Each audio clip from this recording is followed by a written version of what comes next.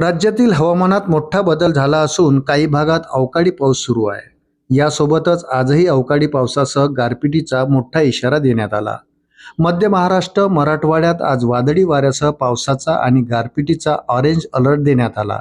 यासोबतच राज्यातील इतर भागात आज पावसाचा येलो अलर्ट जारी करण्यात आला आहे. नाशिक, अहिल्यानगर, जळगाव, बीड, छत्रपती संभाजीनगर, जालना, परभणी या भागात वादळी वाऱ्यासह जोरदार गारपिटीचा इशारा देण्यात आला असून ऑरेंज अलर्ट जारी करण्यात आला आहे.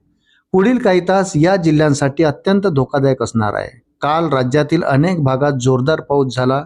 या पावसामुळे वातावरणात मोठा बदल झाला असून थंडगार हवामान झाले. त्यामध्येच आजही मोठा इशारा देण्यात आला. भारतीय हवामान विभागाच्या अंदाजानुसार आज राज्यात 40 ते 50 किलोमीटर वेगाने वारे वाहतील आणि मेघगर्जनेसह विजांच्या कडकडाटासोबत पाऊस हजेरी लावेल. छत्रपती संभाजीनगरमध्ये काल जोरदार अवकाळी पाऊस झाला. सिल्लोड तालुक्यात गारपीट, रब्बी पिकाची मोठी नुकसान होण्याची शक्यता. गहू, ज्वारी, बाजरीसह फळबागायती व भाजीपाला पिकाला मोठा फटका या अवकाळी पावसामुळे बसला. सांगोला तालुक्यातील जुनोनी भागात पावसासह गारपीट झाल्याने मोठे नुकसान झाले.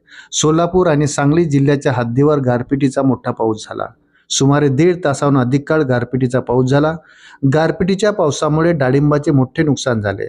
सांगलीच्या जत तालुक्यात डफलापूर येथे गारपिटीचा पाऊस झाला.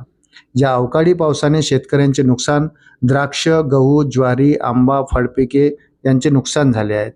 जतच्या डफळापूर परिसरामध्ये सायंकाळच्या सुमारास अचानक ढग दाटून आले आणि अवकाळी पावसाला सुरुवात झाली. यावेळी काही ठिकाणी गाराही पडल्या. राज्यात पुढील काही दिवस पावसाचे ढग कायम असणार आहेत. त्यामध्येच अनेक भागात मोठ्या प्रमाणात गारपीट होत असल्याने पिकांचे मोठे नुकसान होत आहे. अशाच नवनवीन अपडेटसाठी व्हिडिओला लाईक आणि चॅनलला सबस्क्राईब जरूर करा. धन्यवाद.